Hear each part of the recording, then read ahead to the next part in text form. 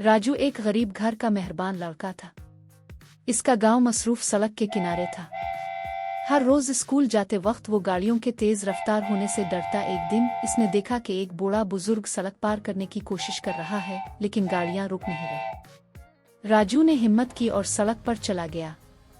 इसने अपना हाथ ऊपर उठाया और जोर से चलाया, रुको। तो तमाम गाड़ियां रुक गई।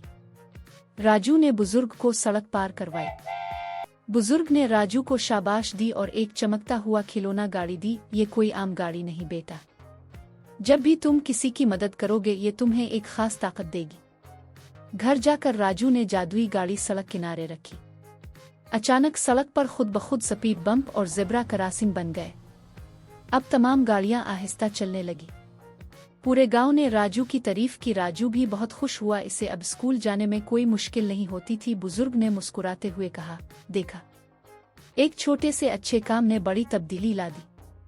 जब गांव महफूज हो गया तो राजू ने जादुई गाड़ी एक और नेक बच्चे को दे दी ताकि अच्छाई का सिलसिला जारी रहे।